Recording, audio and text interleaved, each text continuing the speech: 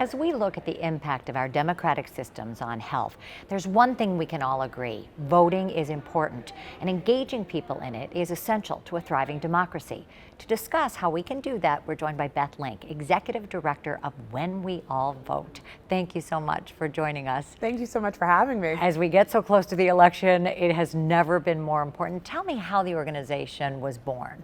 Absolutely. So When We All Vote was founded in 2018 by Michelle Obama with an express goal of being a nonpartisan organization, intent and on a mission to increase participation in each and every election, to close the race and age voting gap, and to change culture around voting. And each of those pieces we do through registering voters to vote and encouraging them to turn out. We have seen tremendous success, particularly with Black and brown voters, in exceeding national averages on turnout with our work over the last 6 years. And obviously we're really laser focused on November 5th and making sure that we see tremendous turnout across the country.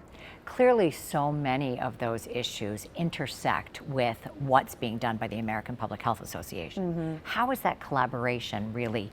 Are you helping each other?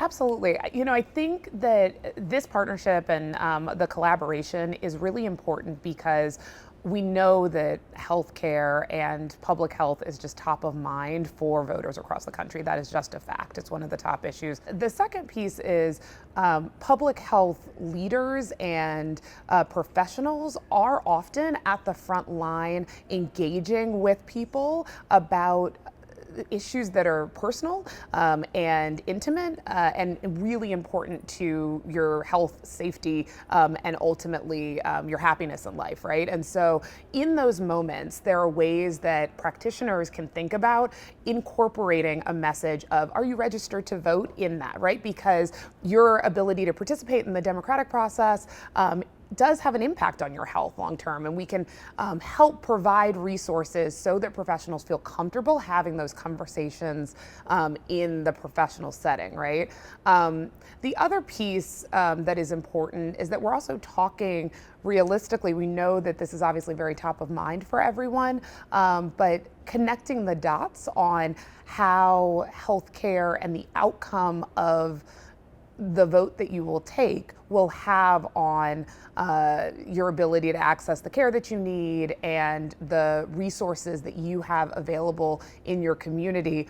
So, speaking directly to the public health professionals who are here today, what would you tell them is the best way to sort of get started in this and to lend their voice to the message that you have been trying to get out? Absolutely. So I think that first and foremost is, if you are in a patient-forward setting or if you oversee a patient-forward setting, consider in a nonpartisan way how you can incorporate a call to action for folks. And it's not too late, right? And I think it also very much can integrate into the process and follow-up that you're already doing with patients. So just like you're asking patients to make a plan around their health, can you ask them to make a plan to vote? Obviously, November 5th is coming up fast and furiously.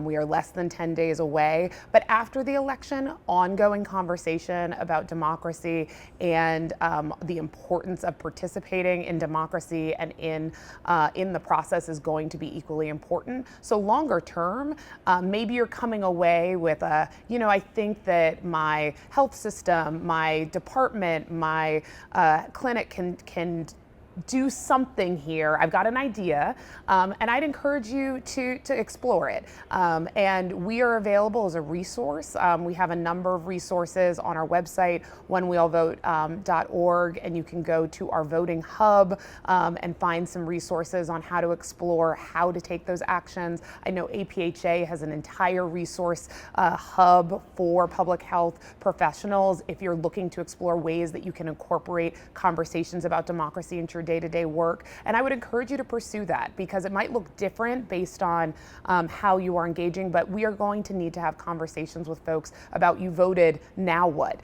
It cannot just be the election happens and then we all forget about democracy and participation. That's not what we're here to do, and that's not what we all need to do, right? It needs to be an ongoing conversation. Keep the snowball rolling with all of your great work. Thank you so much. Thank you.